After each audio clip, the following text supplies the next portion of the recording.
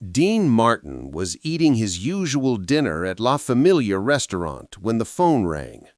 The call lasted exactly 47 seconds, but it destroyed the King of Cool forever. What he heard on that phone changed him from America's smoothest entertainer into a broken man who would never recover. It was March 21st, 1987, and Dean Martin was doing what he did every evening at exactly 6:30 p.m., sitting at his corner table at La Familia, the small Italian restaurant in Beverly Hills that had become his refuge from the world. At 69 years old, the man once known as the King of Cool had settled into a routine that never varied. Navy blue pants, light blue shirt, and the same dish every night, Clams Casino. The other diners would steal glances at the legendary performer, but Dean barely noticed anymore. He'd been coming here for 3 years now, ever since his world had started falling apart in ways that fame and fortune couldn't fix. His marriage to Catherine Hahn had ended in divorce. His career had slowed to a crawl, and most painfully, his relationship with his children had become distant and complicated. But there was one child who still called regularly, one son who could always make Dean smile. Dean Paul Martin Jr., or Dino Jr., as everyone called him. At 35, Dino Jr. was everything a father could be proud of. A former pop star who'd had hits with his teenage band, Dino, Desi, and Billy. A Golden Globe-nominated actor. A semi-professional tennis player, and now a captain in the California Air National Guard. The kid had it all: looks, talent, and the kind of easy charm that reminded everyone of his father in his prime. That afternoon, Dino Jr. had called his father before heading to March Air Force Base for what he described as just another routine training flight. "I'll be flying an F-4 Phantom over the San Bernardino Mountains," he'd told his dad. "Should be back by dinner time. Maybe I'll swing by the restaurant and say hello." "You better," Dean had replied in his trademark casual drawl. "And be careful up there, kid. I'm proud of you. You know that." Those would be the last words Dean Martin would ever say to his son. Now, 3 hours later, Dean was mechanically eating his Clams Casino when Antonio, the restaurant owner, approached his table with a troubled expression. "Mr. Martin, there's a phone call for you. It's urgent." Dean looked up, annoyed. He had specifically asked never to be disturbed during dinner unless it was an emergency. But something in Antonio's voice made his stomach tighten with dread. He walked to the small office behind the kitchen and picked up the phone.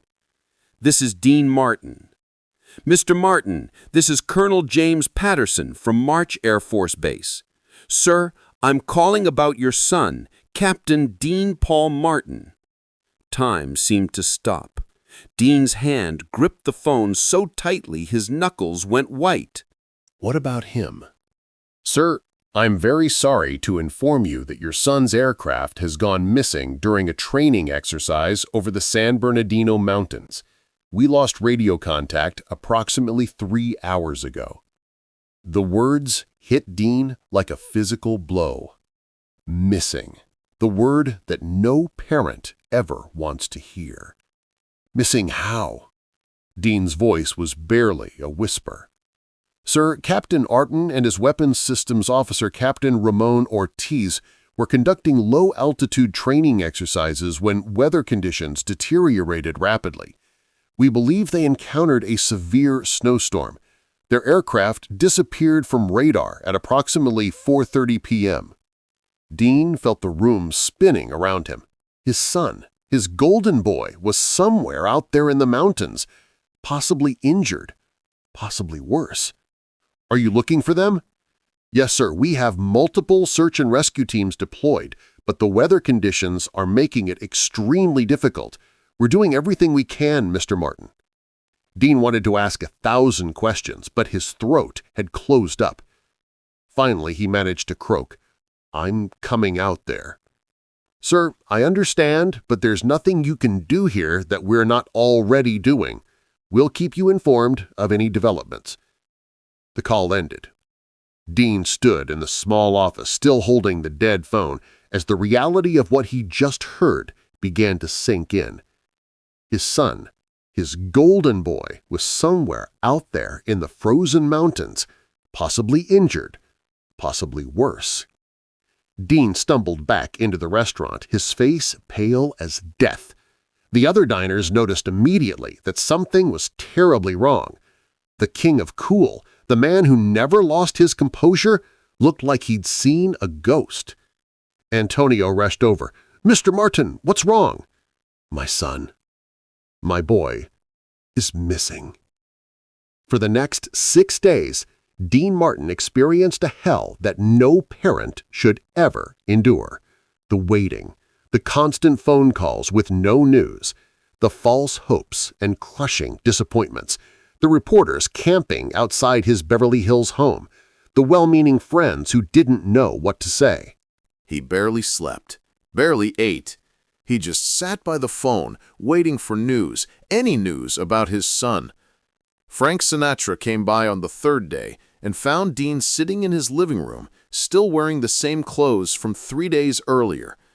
"Dino, you gotta eat something," Frank said softly. Jerry Lewis, despite their complicated history, called every day to check in. The entire entertainment world was holding its breath, waiting for news about Dean Paul Martin Jr. On March 27th, 6 days after the crash, the call finally came. Dean picked up on the first ring. "Mr. Martin, this is Colonel Patterson again. Did you find him?" There was a pause that seemed to last forever. "Yes, sir, we did. I'm very sorry to tell you that we found the wreckage of your son's aircraft on Mount San Gorgonio. There were no survivors. Your son and Captain Ortiz were killed on impact." The phone slipped from Dean's hand and clattered to the floor. The king of cool was dead. What remained was just a broken-hearted father who would never be the same. The funeral was held at Los Angeles National Cemetery with full military honors. More than 200 people attended, including Frank Sinatra, Sammy Davis Jr., Jerry Lewis, and virtually every major star in Hollywood. Fighter jets flew overhead in the missing man formation as Dean Martin buried his son. But the man who stood at that graveside wasn't the Dean Martin that America knew and loved. This was a shell of a man, aged 10 years in 6 days, who would never recover from this loss. Jerry Lewis later said, "I watched Dean bury his son, and I knew we were also watching Dean bury himself." The change was immediate and devastating. Dean, who had been planning a comeback tour with Sinatra and Sammy, simply walked away from it all. When Sinatra called to discuss the tour, Dean's response was flat and final. "I'm done, Frank. I'm just done." He stopped performing almost entirely. The man who had entertained millions for 4 decades couldn't bring himself to get on stage anymore. How could he make people laugh when his heart was completely shattered? Dean's daughter, Deanna, later described the profound change in her father. "Before Dean Paul died, my father was distant, but he was still Dad. After Dean Paul died, it was like someone had turned off all the lights in his soul. He became a ghost of himself."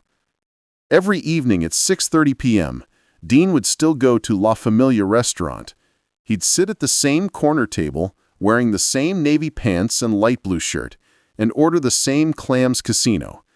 But now he barely touched the food. He would just sit there, staring into space, lost in memories of his son. The restaurant staff began to worry about him. Sometimes he would sit for hours without saying a word, just twirling his pasta with a fork while the clam juice tripped down his shirt. He seemed oblivious to everything around him. Other diners would whisper, "Is that really Dean Martin?" They couldn't believe that this fragile, broken man was the same person who had once commanded stages in Las Vegas and made millions of people smile. His ex-wife, Jean, would sometimes sit at a nearby table, watching over him from a distance, her heart breaking for the man she'd once loved. Even she couldn't reach him anymore. Dean's friends tried everything to pull him out of his depression. Frank would call and try to get him to come to dinner. Sammy would stop by with jokes and stories. Even Jerry Lewis reached out, hoping to rekindle some spark of the old Dean Martin. But it was no use. Dean had lost the thing that mattered most to him in the world, and nothing could fill that void. He began drinking more heavily, but not the playful, theatrical drinking that had been part of his stage persona. This was the drinking of a man trying to numb pain that wouldn't go away. In 1988, a year after Dean Paul's death, Sinatra convinced Dean to join him and Sammy for what was supposed to be a triumphant comeback tour. They called it Together Again, and the anticipation was enormous. But after just a few shows, Dean walked off the stage in the middle of a performance and never came back. He couldn't do it anymore. The music, the laughter, the applause, it all felt hollow and meaningless without his son there to be proud of him. Sammy Davis Jr. later said, Dean was physically there, but his spirit was somewhere else. He was with his boy. The man who had once been called effortlessly cool now seemed to require enormous effort just to get through each day. He would spend hours looking at old photographs of Dean Paul, reading letters his son had written, listening to recordings of their phone conversations. Dean's other children tried to help, but nothing could penetrate the wall of grief he had built around himself. His daughter, Deanna, said, "We all lost a brother, but Dad lost his future. Dean Paul was the one who was going to carry on the family name, who was going to make Dad proud in his old age. When Dean Paul died, Dad's dreams died with him." The final tragedy was that Dean Martin, who had spent his entire career making people feel good, could no longer feel good himself. The man who had been the soundtrack to romance for millions of couples couldn't find any joy or love in his own life. He lived for 8 more years after his son's death, but friends said he was never really alive again. He was just going through the motions, waiting for his own end. On Christmas Day, 1995, Dean Martin died of acute respiratory failure at his home in Beverly Hills. He was 78 years old. Those closest to him said he had died of a broken heart that had been slowly killing him for 8 years. At his funeral, Frank Sinatra couldn't speak through his tears. Jerry Lewis broke down completely, but perhaps the most telling moment came when they found a letter in Dean's bedroom that he had written to Dean Paul, but never sent. It simply said, "I'm sorry, son. I'm sorry I couldn't protect you. I'm sorry I couldn't save you. I hope you can forgive your old man for giving up. I just couldn't figure out how to live in a world without you." Dean Martin had entertained the world for half a century, but in the end, he couldn't entertain the idea of a life without his beloved son.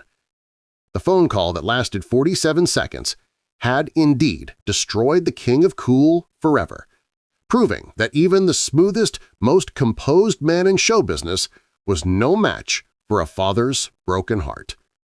The lights of the Las Vegas Strip were dimmed in his honor the night he died, but those who knew him best said the lights had really gone out 8 years earlier, on March 21, 1987, when a father lost his son and the world lost one of its greatest entertainers to grief that would never heal.